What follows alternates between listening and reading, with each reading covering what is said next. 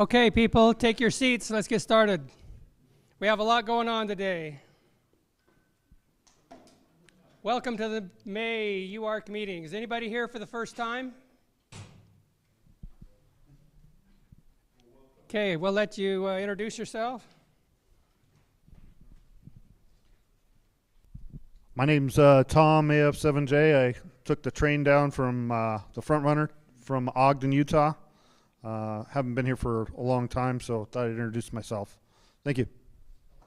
Welcome, Tom. Anybody else?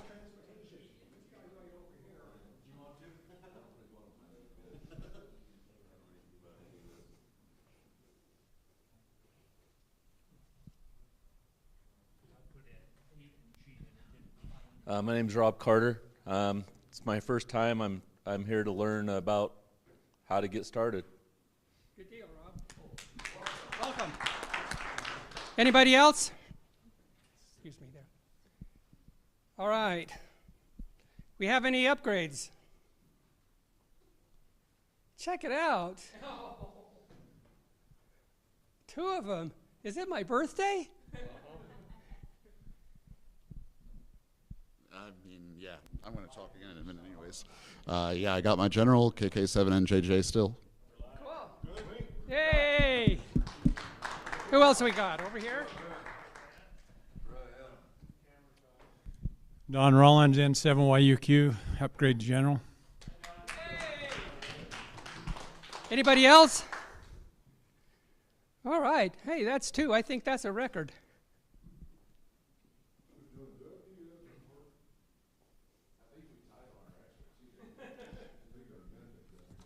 Okay, I've got a handful of announcements, and I frequently give some of them at the end of the meeting, but I'm going to give them all right now because we have so many of them. First of all, the Ogden Club is going to do a special event station at the Golden Spike Park, W7G, Saturday, 9 a.m. to 5 p.m. You're invited if you care to come up. You can help set up if you want to. We won't chase you away. What was that? Oh, you're not talking to me. I don't blame you. Okay, our June meeting will be about Field Day. And I think Adam is probably going to set us right for Field Day, right, Adam? Sure. All right. With his nice new haircut. With his nice new haircut, yes. I already told him about that. Field Day, as you probably are aware, is always the fourth full weekend in June. It's not the last weekend, it's the fourth full weekend. So that means that this year it's going to be June 28th and 29th. Adam will be filling us in on the details, so I'm not going to go through them now. The July meeting will be the UARC Steak Fry. It will be Saturday, July 19th. It will be at the Spruces. The cost is $15 per person, which is an absolute bargain. There'll be some more about this as we go along. We'll be making assignments or begging for volunteers to bring things and set up and all that kind of stuff. Books. Rick, what do we got going on in the bookstore? Let me bring you the microphone. It's hard for me to go up and down these stairs after my back surgery. Okay, I forgot to mention last month that we do have the 2025 ARRL calendars, have 4 of them available.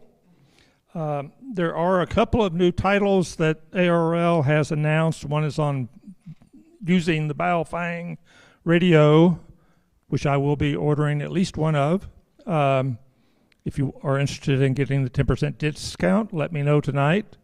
And there are still some titles up here that have little discount flags in them, if you want to take a look at those. So I think that's it.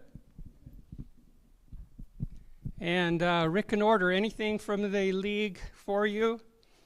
You don't have to pay shipping if you order them through him, and he is happy to do that. Okay. Anything I have forgotten? Any other announcements, messages? Nobody's throwing rotten fruit at me or anything, so we'll move on. Okay, our program tonight, Larry Jacobs sitting here, right here at the front, is going to talk to us. He's WA7ZBO. He is going to tell us more than you thought you needed to know about fox hunting. So I'll turn the time over to you, Larry. Appreciate it. You got the microphone. I'm on. Right? Am I on? Hello, CQDX, CQDX. Well, good evening, everybody. I'm not new to UARC. I am rare to UARC. Let me ask you a little bit of questions here, okay? How many of you, this is going back in time, get your time machine here, how many of you know that actually UARC has a secret password and a secret handshake? Not going to be too secret because I'm going to tell you. Anybody here? Hand? Oh. All right. The secret password for UARC, this started way back 1927, okay, is steady signals. That's the secret. Now, the handshake, for all of you Masonic and endowment holders, may be a little familiar. You grasp the person by the hand, and you take your finger and you put it on his wrist and you tap, hi, did. That's the secret handshake. Not so secret anymore, now everybody knows it. One of the reasons I know that is because, see that badge up there we had? Okay, I was president of UARC back when we did that. That was the 50th anniversary, okay? This was way back in the old days when we were meeting down at Murray High School. And I think I've been every position, been secretary, program chairman. I did president twice, I think. So I go back a little ways. And in fact, I was doing a presentation down in Utah County, and there was this old man with a beard, and he kept staring at me. And finally, at the end, he come over and he says, "You don't remember me." I says, "No, I don't." He says, "My name's Dirk Ostermiller." For old timers, you know who Dirk Ostermiller was. Dirk was president of UARC at the time when I joined up, and he was quite an influence on my life. In fact, the first presentation was a brand new technology he was explaining called phase lock loop, okay? And the next month, it was like the wonders of the 555 chip. So that goes back quite a ways. So anyway, back then I was doing fox hunts, and I might tell you real quickly here before we show you a video. We used to do them live, okay? We'd go out in a car and we'd drive around and we'd find a place, and then the other UARC members would come try and find us. I did it one time, and what I did was I recorded a lot of sound effects. So I recorded sound effects of a locomotive and trains and everything, and on our talkback frequency, everybody saying, "Oh, he's down by the railroad," so they all headed down there. And then I started playing sounds of a calliope and then a farm, and they finally figured out I had a little cassette tape there playing. So when you're doing fox hunts, remember, there's two rules. The fox never lies, and the fox always lies. You pick which one you want, and that's the one you go with, okay? So now we're gonna, instead of bringing a whole room full of antennas, which I usually do, I brought some components here that you may not be familiar with, and we're actually going to try and do a live demonstration. I don't know how well it's going to work because this is like an RF echo chamber in here, but we'll try something. So we'll cue up this 12-minute video. I made this a few years ago when I had two legs to stand on. So cue it. Roll the tape. Hi, I'm Larry, WA7ZBO. That's me. A while back, I spoke with Cale on Ham Radio 360, and we discussed transmitter hunting as it relates to amateur radio, and I promised some follow-up video to show some of the equipment we use, and this is it. Enjoy. This is the most popular antenna being used in the field right now, and it's quite simple. You can actually build it for about $10. It's a 3/4 inch Schedule 70 PVC, some tie wraps, which I found really easy to put on with a tie wrap plier set that makes them really, really tight, or you can use hose clamps, whatever you'd like to come up with, and $3.50 measuring tape at Harbor Freight will build you about 5 of them. And then a T connector, and a couple cross joint connectors from the PVC department at Home Depot, and you're in business. So let's see how this thing works. Using a 5-inch piece of wire as an antenna matching device brings the SWR down perfectly for 2 meters. As we sweep the SWR with this antenna from 144 to 148, we find that it's coming down very, very well. And this one is looking like it's bottoming out at 147.38. But again, that's a very, very good pattern for the whole 2-meter band. Here's one of the reasons that a lot of the teams in the United States that are transmitter hunting uses measuring tape antennas, even though they can really afford very, very good antennas. Because when you go crashing through the brush, well, let's go crash through the brush here. It doesn't care. It comes right back where it was, as long as you're not falling apart like mine here. So that's a great advantage to PVC antennas. Okay, the first direction finding device we're using is called an offset attenuator. Everything inside your radio is tuned to try and pick that signal up. So what we're going to do, we're going to move the signal up 4 megahertz, and then we can control what comes into your radio. Your radio is looking for a 149.55 signal, but we're actually down on 145.99. So we can control it and what goes into it with what this device is called an offset attenuator. So let's turn it on and we'll track our beacon. What we've done, we put the transmitter out there in a yellow Homer bucket, and it's beeping away, and that way you can kind of see how directional it is. So back to the unit and be right back, and we'll get it going. Turn on our attenuator, and as we turn it, the knob, it actually controls that signal. It gets weaker and weaker and weaker. So we're able to walk right up on the pattern.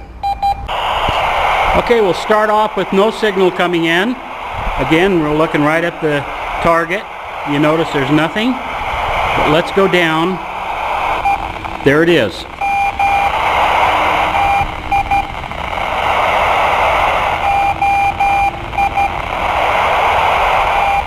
Okay, we've got the general location. We'll start in towards it.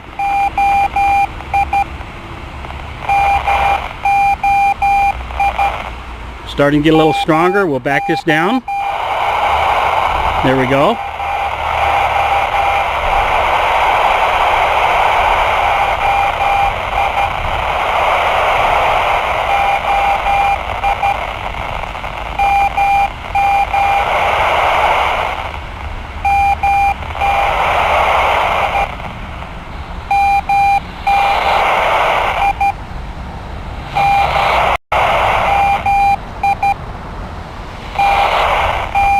And finally, when we're right on top of it, we can take it down even more.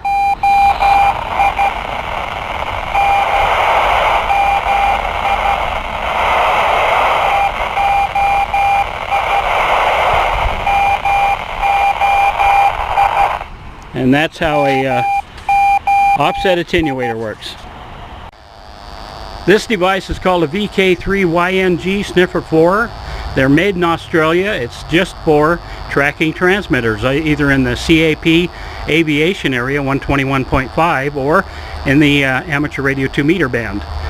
It's quite a bit more isolated, insulated, so it's not going to be getting signals in except through the antenna. And it has the added feature of, instead of a field strength meter or an S meter, it actually turns it into audio. So you can listen on your stereo headphones, the original signal on one side and the or the S meter audio on the other. So let's turn it on and we'll see what we got here. Okay, we got the sniffer on the measuring tape antenna, and give you a little volume. This also has automatic attenuation. So what happens as we close in on the target, the tones will get higher and higher and higher, and then it'll switch over and give a 10 more dB attenuation, and then they'll start up again, and then they'll keep doing that until we're right on the target, and I'll call out the attenuation. So let's go to the frequency. We already know it's 144, so we'll dot frequency 5550, and there we are. And it's picking it up, and we're already into 50 dB attenuation. We know that the target is out there in the Homer bucket.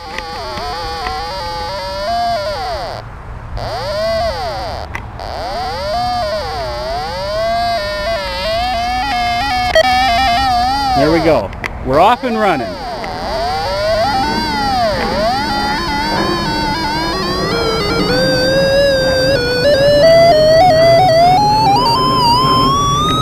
Thank you, jet airplane. Okay, we're coming up.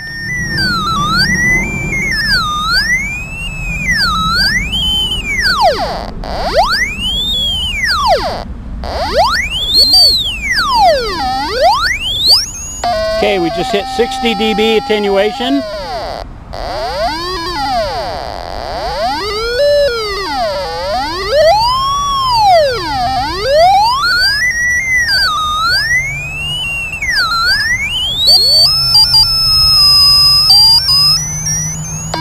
Okay, we're into 70 dB attenuation. If I didn't know better, I think it was right in front of us. Do a little polarity switch. Must be laying down because it's horizontal.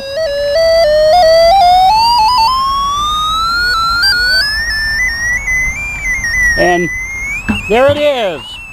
Amazing. This is a commercially made antenna by Arrow Antenna Company. It's a 3-element Yagi, and it works very, very good. And if you're looking for something on a commercial basis, a little bit tougher, this is your antenna. Another antenna you may run into is called a switching antenna. And they're either homemade or commercially built, like this one from Radio Engineering. And it's used quite a bit. It was one of the earlier antennas before we got into specialty Yagis. And it works with the signal time arrival at the antennas. So if one's picking up the signal a little before the other one, it tells you to turn the antenna, and you null it out, so they're both picking up the signal at the same time, and supposedly you're going in that direction. So if you find these switcher antennas, they work very well, but they are prone to multipath, so you have to really keep walking and taking readings. Here's some of the other toys we have out here. This is called a Fox Finder. It's put together by a radio club out in, where was it? Looks like Massachusetts. It's kind of a fundraiser. Now this is unique because you don't dial any frequency in. As you get close and start, maybe your antenna's overwhelmed or something, you pull this out, and there's attenuation on the side for minimum and maximum sensitivity. This covers the entire VHF spectrum, so whatever's happening in the VHF spectrum that's close to 2 meters, you're going to be picking it up without dialing in a frequency. This is a Faraday loop. This is made by Arrow Antenna. They make UHF and VHF, and it works on pretty much the same principle as big antennas you see on aircraft, or if you see the Nazis driving around in trucks with loop antennas going back and forth. What happens is when both sides pick up the signal at the same strength, it nulls out. So instead of going for a peak on this, you take it and you look for the null, and that's the direction you want to go. This is another type of attenuator. This is a passive attenuator, and you can see it's got 35 dB, 35 dB, 10 or 20 and 10. And again, this will cut the signal down between your radio and your antenna, but there will be coming a time when you get so close that even this much attenuation won't be effective, and that's where the offset attenuator really shines. This one is made by National RF. Same people that made that switcher antenna we just saw. Now a lot of guys, when they get in close, they use a field strength meter. This particular unit I bought from Lafayette on Radio Row in New York, which was a wonderful, wonderful place until they tore it all down and put the trade centers up. So that tells you how long ago I bought this. There are other RF meters out there. Field strength meter. This one's put up by MFJ. It's a 802B. And the problem is with stronger transmitters, it works pretty good, but with the low power that we're using on the units now, you can see you really have to get close to it before it really shines. Well, that's it. I appreciate you watching. Goodbye from wonderful hot Utah. Humidity's nothing, but the temperature is everything. 73 from WA7ZBO. A couple of years ago in the house I lived in Taylorsville, and I guess I got to redo it, but let's expand a little bit. Now we've always seen we see the measuring tape antennas, and those are great. Those are probably the 95% of everything you see out there is going to be measuring tape antennas. For several times now, I've gone to the Dayton Hamvention, and they have an incredible transmitter hunt there. You wouldn't believe it. There's maybe, I don't know, 20 people take part in it. It's a 1-hour event on a Saturday at the end of the Ham Fest. There are 35 transmitters. You have 1 hour to find how many of the 35 transmitters in 1 hour. That is, unless there's a tornado watch or a thunderstorm, and then it's only half an hour. So that means about 50 to 75% of the time you only got a half hour. So it's literally find one and run, find one and run. And they do such a well job. They have it in kind of a garden, and there's flowers that are transmitters, and you can imagine putting 35 of those things out there on all different frequencies, okay? Every one of them is a different frequency. So that is the craziest one I've ever gone to. We went out, and my son John, W7DBO, or W7DBO, we went out and filmed it. He did aerial shots with the drone, and I did on land with Steadicam. And then we put together something for the club back there. I'll have to get that sometime, get it online so you can see it. But let's expand a little bit on those measuring tape antennas. Literally everybody out there has a measuring tape antenna plus the VK3YNG. Now this is a specialized, it's got the radio, it's got the attenuation in it, and we'll turn it on. I have a transmitter going here. Okay, let's dial in 5, 6, no, that's wrong. Okay, frequency.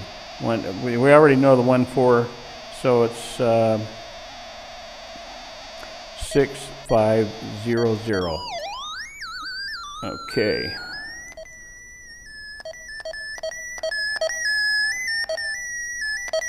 Right now it's up, it says 6 times 15 dB. That's the cool part about this, it automatically attenuates. James, would you take this and walk that over there and show them what it does? Just slowly what? There's the transmitter. Turn it around so they can see it. The transmitter's right behind you. Right there.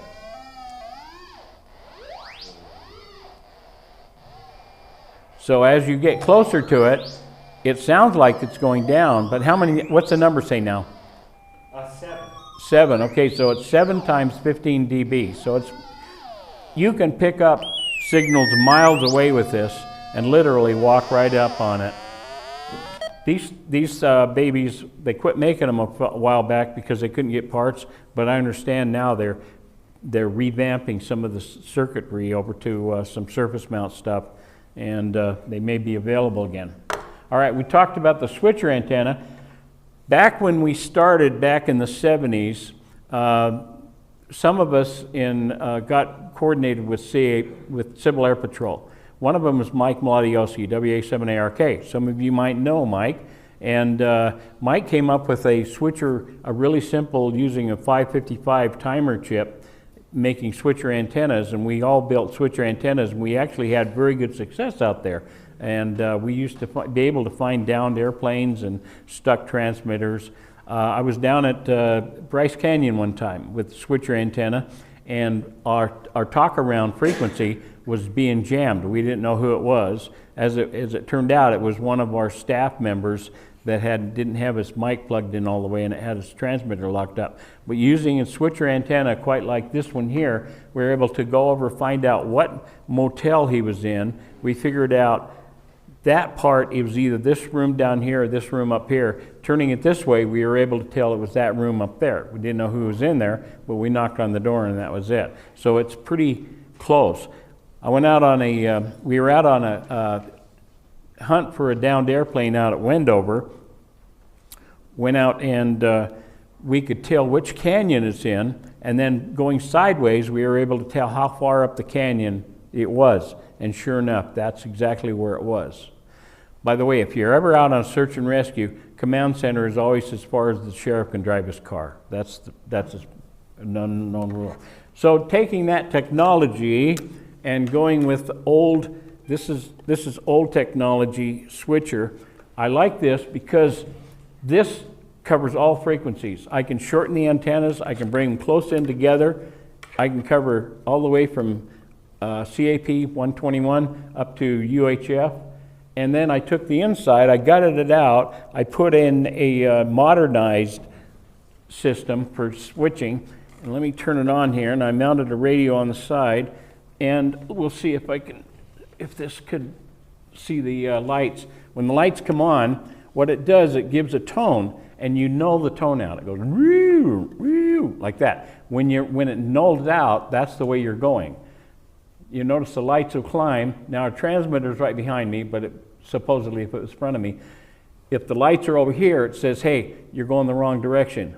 See it coming over here? And over here it's saying, nope, go that direction. And again, we're in this big RF chamber here. So these are kind of cool, and they're available, and you can get one and put it on a broomstick, really, and have good luck with it. So these switcher antennas are back in style. All right, let's look at, this is another goofy thing. This is that RF detector. Now, this became popular. Why would you think? This thing picks up transmitters. And what's nice about it is if you're ever wondering if anybody's tapping your room, this thing is so wide band, it covers a lot of frequencies. You don't dial any frequency in, you turn it on. Okay, let's turn the sensitivity up.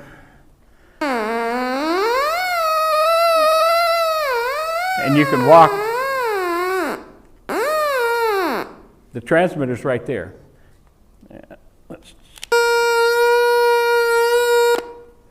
And you can walk up right on the transmitter. If you're using your beam and you get to somewhere location, but it's in the brush, you can then take this and just pinpoint it down where it's at. These are used quite a bit in security work, trying to find any transmitters in the room that might be transmitting, because it covers such a wide band. If the limitation is if there's two transmitters on at one time, you're had, because this being no tunable. All right, let's go to this one. By the way, transmitters come in all kinds of sizes. This is currently the small one you can buy, okay? And these tiny little things are on a 9-volt, on a built-in lithium battery, run 8 hours, okay? If you do 1 minute on, 1 minute off, and that's what I do. All right, let's look at this. These loop antennas have been around a long time, and what we've done here, we've taken a loop antenna and we put it on an offset attenuator. Now again, the offset attenuator I think is the greatest thing, because what happens is if you tune your radio to the frequency that the Fox is actually at, literally everything inside that radio is wanting to hear that frequency. You can take the antenna off, not even have an antenna on, and still get it. So that loses all direction. So what you do, these offset attenuators, they inject a 4 megahertz signal on top of what you're getting out of the antenna, and that way you can tune up 4 megahertz. So you're controlling the input to your radio. And this is one right now. Let me turn it up. It's picking that transmitter up there. Now on these, instead of looking for the peak, you look for the null. you turn it to where you start losing the signal. And if you go to the side, and again, we have a hard time in here, but if you go to the side, you look for the no. When you start losing the signal, that's the direction your antenna's in, or your transmitter's in. Offset attenuators will run, you can buy them as a kit for about $22. You can buy them already put together for about $36. This one's from Arrow Antenna. This costs about $55. I think this is the best one on the market, and this is an Arrow loop also. All right, what do we got here that we haven't played with? How much time I got? A few minutes? All right. You're fine. You got all the time in the world. Go for it. All right. So let's kill that one right there. I'll kill that one and we'll turn this one on. And we're going to have you somebody take this in the back of the room and we're going to hide it, okay? So everybody keep looking forward. We'll tune this one off. Turn it off? Yeah. Which one do you want in the back of the room? Let me turn this off. All right. Everybody keep looking forward. You go to the back there and you hide it somewhere. Come on. You're my dummy. I mean, excuse me. You're my hunter. Come on up here. All right. I'm good at being a dummy. Okay, we're going to use this. Okay, is it hidden? You don't know where it is, do you? Oh, I don't know where it is. All right, let's turn this guy on. Somewhere down there. All right, let's dial in the frequency. F 6500. Okay, there's your number 3. Now you're down to 1. Okay. Now this thing is on a 1 minute off, 1 minute on. So you're gonna, as soon as it comes on, I want you to walk around and try and figure out where it's at. Oh. Okay, go find it. It's not on yet, is it? No, it'll come on.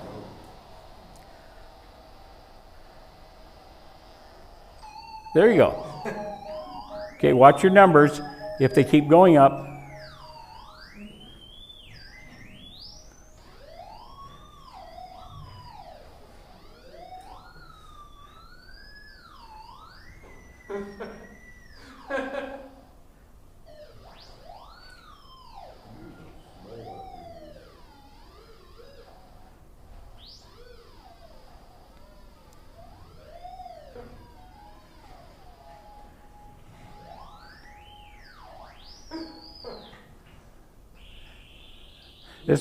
This is one of those games, you know, you're getting hot. Yeah. And then it stops. Did you find it? Oh, it stopped? Okay, count to 60. Happy birthday. Sing happy birthday. Yeah, keep being happy. You stay out of this. Is there any instructions there? I'm sorry, I don't understand the question. Oh, instructions there. For that? Online. They're online. I need to learn how to use it. Yeah. How you doing? Are you still lost?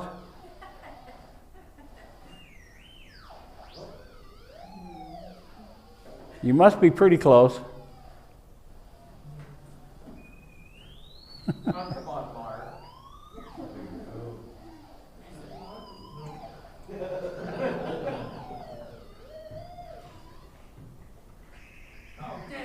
While he's looking for it, let me tell you about some of the transmitters we've had. Okay, one of them was down Bryce Canyon. One of the fellows went over to Modern Display, and he had them build an artificial rock that was hollow. And he put it out in the middle of the field, and he put the transmitter in it. And the person that found it, actually, he went around and around the rock, and finally he couldn't figure out where it was at, so he thought he'd stand on the rock to see if he could see it. And when he got on the rock, he thought, well, this feels kind of weird. And sure enough, he found it that way. Another one we did down Bryce Canyon, we took a water faucet, and an outdoor water faucet on a PVC pipe, stuck it in the ground. The it was actually, the transmitter was in the bushes, the antenna was the water pipe, PVC water pipe, and we had a little hose going over to a real water, and we turned it on so it was actually dripping. So we had a dripping water pipe. Another one, we had a fellow that was, had a ninja outfit, ninja bicycle riding outfit, you know, and he put it on the back of the bicycle, and as the hunters were walking around looking for it, he rode figure eights around them, okay? Another one we had, Fred, I call him Fred, I don't know what his real name is, but Fred had one of these switcher antennas that was similar to this, but it was one that he'd built on a stick, and it had the two antennas, and he was wandering around with everybody looking for it, and Fred never found it because Fred was the bunny, okay, he was the fox. So his radio was actually keyed, and he was around there. Max In, back when we were doing, back in the olden days, back in the 60s and 70s, up at Max In, Idaho, we had one of the guys that had this was an HF antenna hunt, and there was a rowboat that was flipped over on bank, and he was sitting next to the rowboat, and he had a fish line, and he was out fishing in the river, and the transmitter was underneath the boat, and he had a leaded fish line, and that was the antenna, okay? Another one, let's see, we took, down in New Mexico, this was an interesting one. One of the clubs down there was looking for it, and what they'd done, they'd taken one of these little transmitters like this, they tied it to a half a dozen black helium balloons. There you go, you found it. They tied it to a half dozen black helium balloons. This was a nighttime hunt.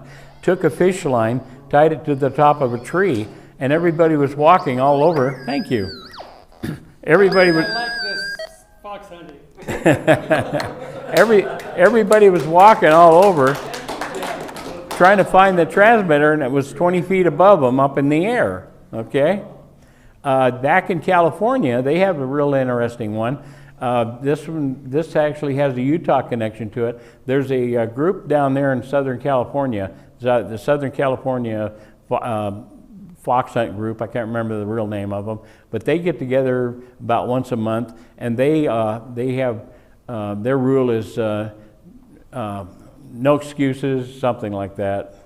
No whining, no bawling, whatever it is, and. Wish I could remember it, but they do really weird things. Like they would go up in the hills, and the guy hiding the transmitter, they would put a couple ropes out about 150 feet, and they'd put pieces of metal on them to be the directors, and they would run maybe a 75 element antenna up into a box canyon, and then people are trying to figure out where that's at. The mother of all transmitter hunts happened a couple of years back, and they were told only in Southern California, head east and just start following the signal. So off they leave from the LA area, and they're heading east, and they drive. Most of them turn around by the time they got to Vegas, okay? They just decide, well, we're not going to do this. So, but some of them kept going, and they followed this transmitter all the way from Southern California. And when they actually found it, it was on top of Washington Peak outside of St. George, running an EME, that's an Earth-Moon-Earth bounced array, 1,000 watts pointed back towards Southern California. I think it was 230 miles, something like that.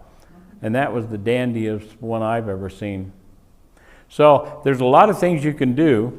There's a lot of clubs getting interested. There's a lot of clubs to start with. I was quite surprised. It used to be UARC and the Ogden Club, and then the Davis Club, and that was pretty much it. Now we got about, I don't know, 1,200 members down in Utah County that belong to the Utah Valley. We've got them in Draper, Corner Canyon Club, the Draper Club, the West Valley Club. I don't know how many clubs there are. There's a whole mess of them. And a lot of them are getting, Taylorsville, and a lot of them are getting into fox hunting because it's a sport. Internationally wise, this sport goes all over the world. They've even made stamps for it.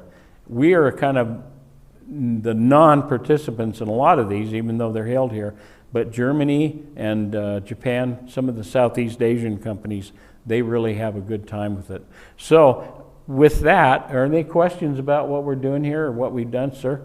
Your little portable transmitter there, where did you say you can get those? This You one- might have to repeat the question. Oh, I'm sorry. This transmitter here? Yes. Okay, this is Bionics. Okay, Bionics makes this little thing, and they're about $130. Let me see if that's on here. And they currently, this thing is available, but anyway, Bionics with a BYONX. Let's see, where's my transmitter there? Hand me that one right there, would you? Let me explain that one. Okay, so this is some of the first ones I built. This is PyCon controller. This is a controller you can still buy, this PyCon controller. You can strap it onto any transmitter, and I have 5 of these. When Radio Shack was getting out of the handheld business, I bought 5 of these. They were on eBay really cheap. So I got 5 of them. I got some PyCon controllers put on there, and these things, marvelous. So I got 5 of these. I also have 5 PyCon controllers on Baofeng radios. Now Baofeng radios do not work well for receiving. They have a front end problem on their receiver. But for the SDR stuff that we do here. But as far as transmitters, they work quite well. So I've got 5 of those, and then I have a couple others that are kind of misfits that I put together. Every time I seem to go to the Utah VHF Society swap meet, I usually come up with material for another one. So I currently have 13 transmitters, I think, except the one. I'm missing one because last Saturday I put it out and I put it behind a dumpster at an elementary school in Lehigh, and I went to go get it that night, and it was gone. And just about that time, I got a call from the Lehigh Police Department, because on all my transmitters, I put my telephone number, and they want to know what that's all about. Apparently, somebody thought it was some kind of bomb, and even though it had explanations on the top and everything, where I got in trouble with that one was one of the older ones that I used back in the Olympics. When we were getting ready for the Olympics, I was part of a group called UARC. That's Utah Olympic Public Safety Command. And right after 9/11, it became Homeland Security. Part of it did, major part. So we started running exercises with Homeland Security under the auspices of the Homeland Security, and that still had on the top. And the Lehigh police were quite interested in what Homeland Security was doing in Lehigh. So I've yet to explain that to them, and I hope I can. And I hope I can get my hidden fox out of jail, and I hope they don't put me in jail with it. On the little transmitter you have there, is it on a set frequency, or can you change frequency? Okay, this little one right here, he wants to know if we can set it. You can set this. This plugs into a computer, and you can program it for when it goes on, when it goes off, the time. You put in your ID, it IDs, puts out your code. You set the frequency, you set all the parameters using your laptop computer. Any other questions? You said the Baofengs aren't good for receiving? No, they aren't. Almost all of the Chinese ones aren't. You get close to them, they have all kinds of side interference coming in. They don't have a very discrete receiver, and so they start giving you all kinds of misleading signals. This is what we run. And in fact, if you go to the UARC website, okay, that's the Utah Amateur Radio Club. They have a website, by the way. And if you go to Clint Turner's, Clint's section in there on fox hunting, he does a full explanation. Clinton explains the problems we found with that. So what do you recommend for fox hunting? What I recommend for receiving, I recommend one of the big 4. Okay, I recommend ICOMs. I recommend Yaesus. This is, again, here's the ICOM here. Again, when you go to the swap meets, you're going to find obsolete equipment that you can pick up a handheld for about $25 that's non-SDR, and that's one of the best ones you can use. Questions? Yes? What did you mean by the phrase, foxes never lie, or foxes always lie? Okay, what he wants to know what I meant by that. Just exactly that. Rule number 1, foxes will never lie. And rule number 2, foxes always lie. Okay? You can always believe a fox, and you can never believe a fox. So you just pick which one of those you want. Okay? Does that make sense? All right, any other questions before we run out of my 45 minutes? Sir? Where do you find the instructions to the sniffer? Oh, where do you get the instructions for this? It's online. If you go to 3K, VK3YNG, VK3YNG, and they'll give you the plans for the sniffer and all the instructions on how to program it. And this is fully programmable. You can do all kinds of things with it. This has a scout mode. We have used this with scouts. You set the thing, and no matter what buttons they push, they can't mess it up. One of the things we've done is kind of cool. It's geocaching and fox hunting. And what you do is, this is about 15 years ago, we took a bunch of scouts out. And this is back when GPS started up in geocaching. You all know what geocaching is. Okay, we'd give them the coordinates, and then they'd go find the coordinates, and then that would be, in the geocache would be the frequency. Then they'd switch to the frequency, they'd go find the fox. And at that point, they get the new frequency or location. So it's geocaching, fox hunting back and forth. Okay, so that's kind of cool. Questions? So what would you start off if you were just doing a fox hunt from your QTH and they gave you the frequency? Would you start off with just the Yagi and then move on to some of the smaller equipment, or how would you start off your? Okay, if I were to start out, if I was just starting out right now, what I would do, I would build a measuring tape antenna. There are plenty of plans online. Okay, I'd build a measuring tape antenna. I would get a retired old receiver, even Radio Shack or whatever, and then I would either build or buy a $35 offset attenuator. With that, you have accomplished about 90% of what you can do. And so that would, you're looking at an antenna, by the time you build it, about $20 for the parts for the antenna, about $35 for the offset attenuator, and maybe you've already got the radio. So basically under 50 bucks, you can be in business. And Tom, by the way, when I talked to you on the radio, I told you that the speaker was some old blowhard that knew it all. That was me, okay? Oh, okay. So I wasn't dirty talking the guy that was going to talk.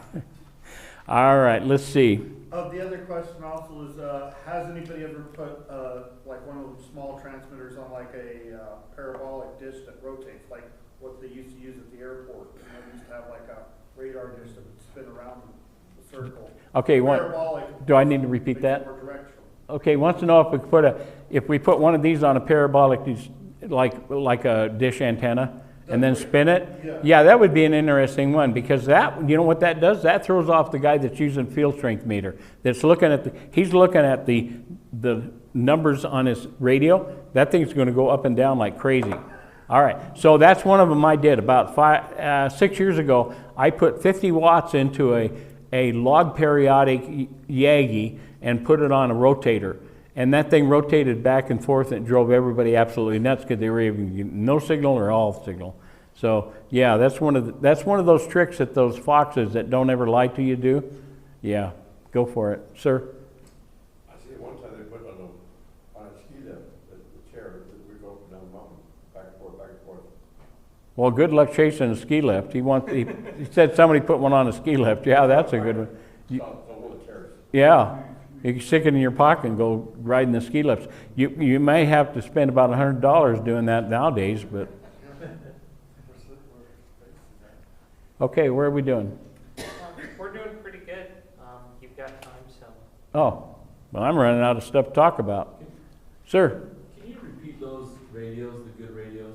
The good radios? Any of the ICOMs, Yaesu,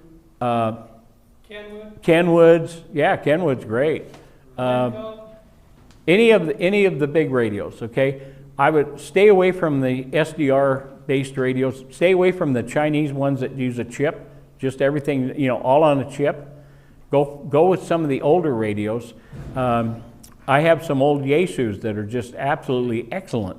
The good sensitivity, and they're isolated well. It's just the Chinese radios we are having problems with, and it's just their receiver's not very discreet, and it just does all kinds of really weird things when you get even close to a signal. So, all right.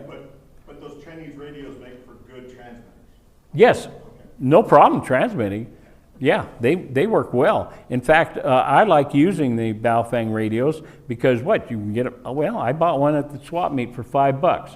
I have no qualms about taking that, putting it with a used gel cell battery, putting it in an ammo case and putting it somewhere where it can get stolen.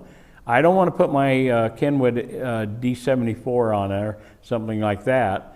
I don't want to put anything really good, even my old Railroad Yaesu. Now let me tell you about how, getting into modern stuff here. It's this radio. I have a UHF radio that looks exactly like this. I used it on the railroad finding transmitters. Okay, I was for about 5 years Utah's professional transmitter hunter guy, because what happened was Union Pacific Railroad got rid of all their cabooses and they put what's called a rear end device. This rear end device is 460 some meg transponder. It goes on the back of the train, and about every 15 seconds it goes, and that's the did you get that?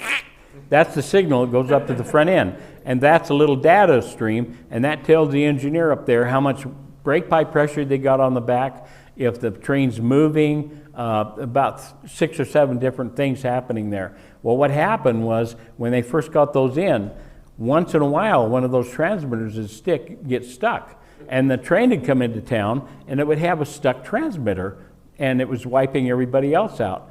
And so the engineers at Union Pacific, they were trying to figure this out, and they thought maybe it was the power lines or something going on. And so I picked up a radio one time, and I recognized, oh, I'm off the air. I recognized that I ran out of Yeah, we ran out of quarters. Keep going. Okay. I recognized that what I was listening to was a solid carrier with heterodyning, the other transmitters heterodyning. So I got my Yaesu UHF radio and I built a little antenna and went out and found it. Within about 15 minutes, I had done what our engineers had spent a month trying to figure out. So after that, then I started getting calls in the middle of the night, come down and try and trace these transmitters down. So that was an interesting experience. You mean that was a big mistake? Yeah, it was a big mistake because I was working by the hour. I was a salaried employee, so I was on 24 hours a day on staff, so I had to go do it. So anyway, all right. I think I burned up a lot of time here, and yeah. So there's different frequencies, I guess you can do fox hunting on, like you can do DHF, UHF. You can do fox hunting on literally every amateur radio frequency. They have the big hunts where especially in Europe, that's all a lot of HF and VHF. Okay, so they're down on 80 meters, 75 meters, chasing them there. You can do them on 6 meters. I got involved with my dad up in Washington back in the 50s, and those are 6 meter. You can do UHF, VHF, anything you want. So what about also transmission of like CW being Morse code, and then like voice? Then there's FM voice. You can do anything you want, just as long as you identify every once in a while. Okay, every 4 minutes, 5 minutes. So yeah, as long as you have an identification on there, it's not broadcasting. It's considered like a beacon. Okay. All right. Anything else, ma'am? How do you know if the antenna is horizontally or vertically polarized? Well, you change your antenna. Okay. Now this is vertically polarized, and I'd be receiving a signal. If I go like this and it goes up, then I know it's horizontally polarized. Okay. But sometimes that's to your advantage. If you have a horizontal antenna you're chasing and you want to attenuate it a little more, you just kick it over to vertical, and that gives you about, I don't know, 7 dB attenuation, okay? Yes, I'm in the antenna you're chasing, not your own antenna. Say again, please. I'm in the antenna you're looking for, not your own antenna. That's exactly right, because if you're using a horizontal antenna on the transmitter, and you go horizontal on yours, then you have a gain, and you'll know that the one you're chasing is horizontal. Yeah, she is visually impaired and trying to figure things out. So holding things horizontally, it matches a little bit better. It matches a little better, and if the antenna is a heliax, which is both horizontal circular polarization, you're not going to see anything. Yeah. And I run circular polarization antennas on Oscar satellites, and I've actually used one of those for a hunt one time, and so hey, whatever works. Okay, anything else? You got it. Okay, last chance. I'd like to thank Larry for sharing his vast fox hunting knowledge with us. Give him a hand.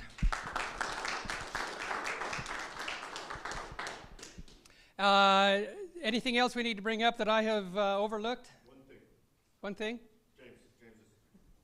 What? Oh, come on. Yeah. I definitely do need to bring up something. Yeah, definitely, for sure. Marvin, first off, I'd like to say I really enjoy being the secretary of UARC. It's a really great honor, but as president of Salt Lake Crossroads, you know much about them? Yeah, I know a little bit about them. Yeah. It's a little tiny club.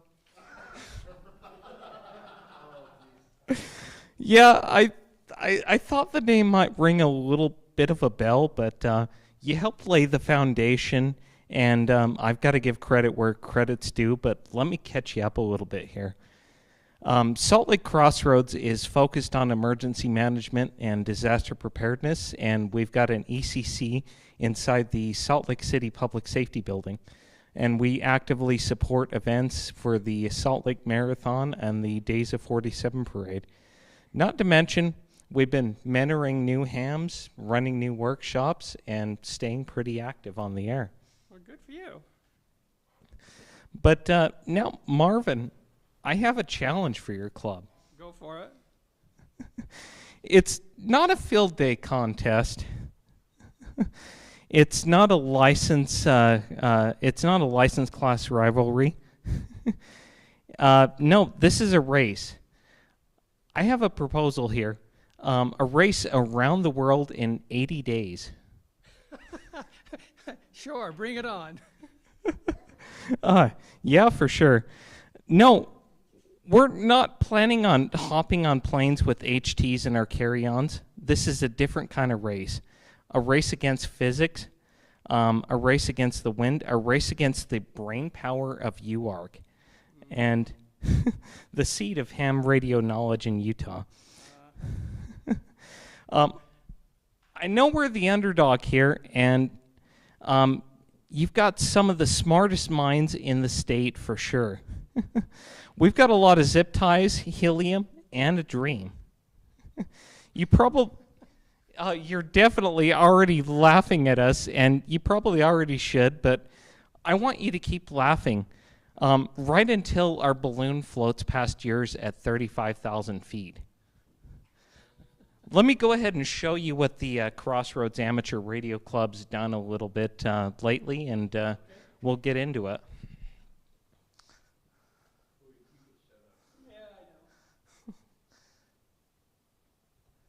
So here's a little bit about what the Crossroads Amateur Radio Club has done. Since your absence, we're getting a little bit more into some of the specific electronic stuff and some of the fun things about amateur radio, especially APRS. Here's an APRS module that we had built and we had been working on a little bit. And I put the gosh darn thing together, and it's really cute. But at the same time, we did have that scare with that Chinese balloon that actually did float over Montana. And at that time, we're thinking, well, why don't we go ahead and strap that gosh darn thing to a balloon? So we went ahead and did, and we made our own Pico balloon.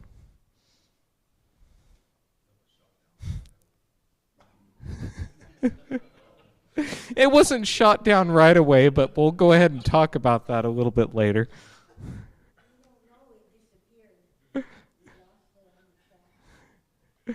All right, so our Pico balloon, our 2-meter APRS Pico balloon, right in the excitement of all of this, it made it up into the northern border of Canada right after flying outside a outdoor rifle range. So I'm not really sure exactly what happened during the height of the Chinese balloon scare, but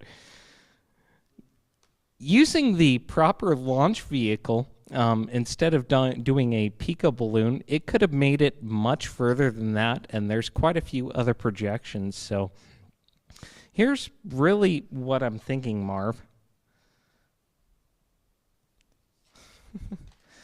So honestly, really, so there it is. We've already proven that we can go a little bit further, and we can do a lot with just not too terribly much, for sure. Our balloon trial was actually able to reach Canada, and now we're ready to go even further. The challenge, a race around the world in 80 days. Each club launches a high-altitude balloon, track it, cheer on, and let's see who makes it the furthest, or even all the way around the world. The rules. Balloons may be launched any day in August. Each balloon gets 80 days from its launch date. Circumnavigation equals an automatic win. Otherwise, the last balloon stops transmitting. We wait 3 days, then measure the farthest distance traveled. Winner gets 1 net per week on the losing club's repeater of choice for a month. And of course, the challenge should be open to any other club that wants to join in, including the Murray Amateur Radio Club, Bridgerland, Sandy, Draper, Salt Lake County Aries, the Utah Valley Amateur Radio Club, anybody that wants to join. So, Marvin, does UARC accept the challenge? Why, you little pipsqueak. You bet we accept the challenge. Now, whose team you gonna play for, James? Yeah, that's right. Both of them. I'll do what I can to help you out, but Good. somebody needs to take pictures for the microvolt, and come on. Come on, at least one good picture for the microvolt here.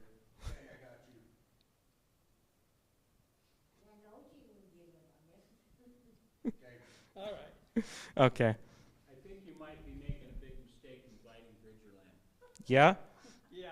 They are the balloon professionals. That's true. Kevin? Kevin Reed? Yeah, Kevin Reed. All right. Kevin Reed is the balloon professional for many years, and he's going to give you a run for your money like you never seen. So just letting you know a little bit ahead of time. If you got some money out there, put it on Kevin. Well, that's okay, because he's going to be on my team.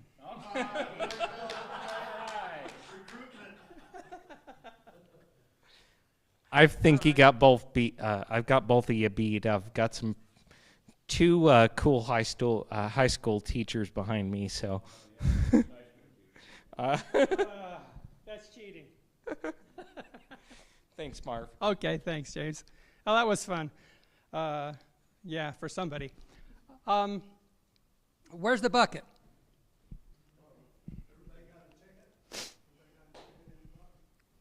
I don't have one. Okay.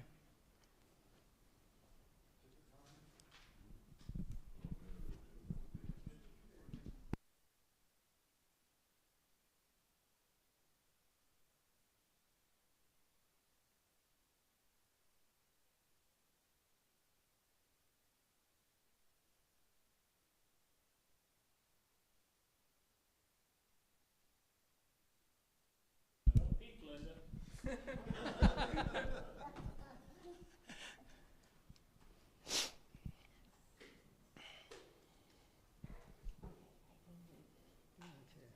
see, we'll count them up here real quick. Let's see. 1, 2, 3, 4, 5. Oh, is that I guess that's 6. You 2 more. Okay, they stick together. Yeah, they do sometimes. Just like okay, here's 2 more. These 2, okay, well, we've got 8. Okay, first come, first serve. If I call your number, run down here before somebody else does. K7DWP. KN6KRB or KBB, which is it? Okay, that's crab mice. Okay. KK7V, Rick. Rob Carter. Way to go, Rob. Bruce, KG7DGN. Oh, Bruce, that's you. KK7AVS, my nemesis. KG7GOW, Rick. Last one, Chin.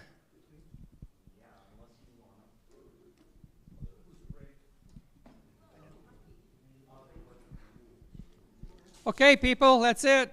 Be careful going home.